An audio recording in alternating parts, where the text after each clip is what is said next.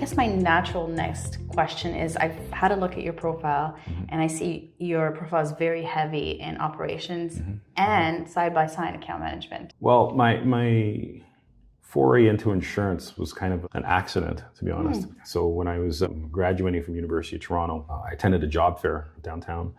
And, I approached Prudential Securities desk, met a guy, and anyhow, long story short, I ended up getting an interview with Credential Insurance. And so I started in insurance, selling life insurance. We had an office in Markham, and I had this very charismatic district manager.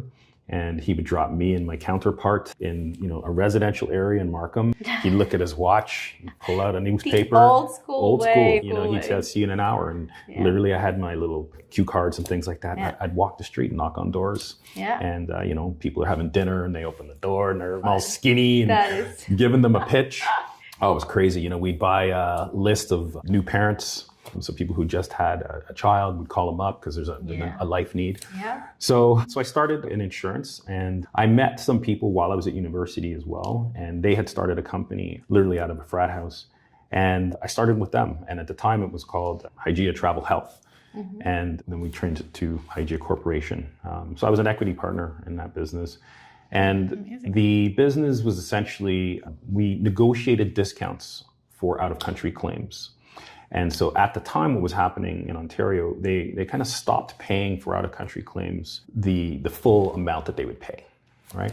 So we would get insurance companies as clients and offer to negotiate their out-of-country claims. And in return, we would get a percentage of the savings. So let's say, for example, somebody had a snowbird, went to Cedars Sinai Hospital, had a heart attack. There's a $75,000 US bill, probably $150,000 to be honest. We'd negotiate that down, cut it in half. Instead of paying $100,000, let's say they got to pay 20, we'd save them 80 and we get a percentage of the 80. So it's contingent on your ability to negotiate. 100%. Oh my gosh, you started the tough way. You went through the fire right from the get-go. And so, working with insurance companies and payers from then, working and these insurance companies who were dealing with travel insurance out of country, they were processing claims and claims adjudication and whatnot. Anyhow, so then that's how I started continued to start within insurance and meet some people on the adjudication side and working through that. So it's always been adjudication, claims, and then of course, there's a natural progression, the systems that these things are adjudicated on. Then I got into product development and underwriting. And so in that situation, you're working with brokers, benefit consultants who have ideas of products that they want to offer and what those products, how they're going to sell. From an insurer's perspective, you want to make sure that you're covering your risk and you can make some money on profit and you're not being exposed by something that's too risky. So, you're constantly auditing, checking program parameters, making sure that, they're following the rules, the underwriting rules. The risk is a manageable risk and somewhat predictable. And for those who may not be exposed to this, the underwriting is the rules of acceptance themselves, whereas the adjudication is the process and the systems that enable it, correct? Well, underwriting is really it's more financial forecasting, looking at what the risk would be for the amount of premium that you're going to collect and the terms under which the program is allowed to accept business.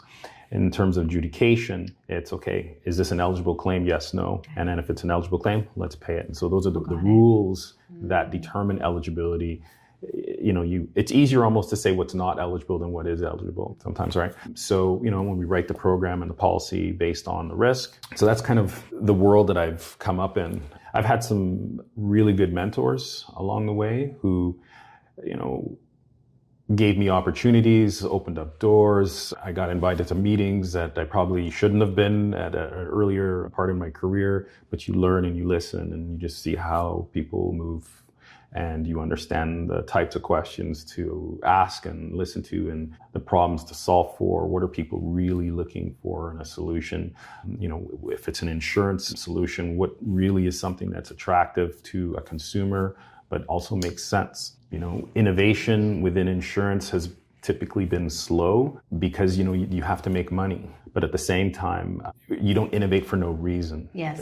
Things have to make sense. Yeah. So it has to be a burning pain. I almost feel like it always has to be, there has to be something to motivate to change, because change is the hardest part of the whole thing. Absolutely. And, the reality is as well, and the Canadian market's not a big market. We're, what are we, New York State in terms of our total population. So it's pretty competitive landscape in Canada as well. So, but because it's competitive, you have to be smart about how you do it. You have to have a good network. And I think that's the other part of I've benefited from. I feel like I've maintained a good network of people that you can connect with and touch base with and just keep up to date with and understand what's going on and how the market has changed and how it will continue to change.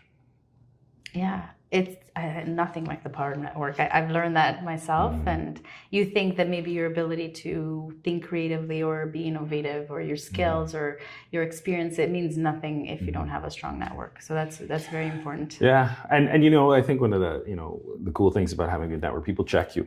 If you're thinking about something that's a little too crazy, good networks will reel you back in, but also push you and challenge you in the right way. So, I have some people that really challenge me, which is good. They keep you honest, they keep you motivated. So I'm fortunate that way.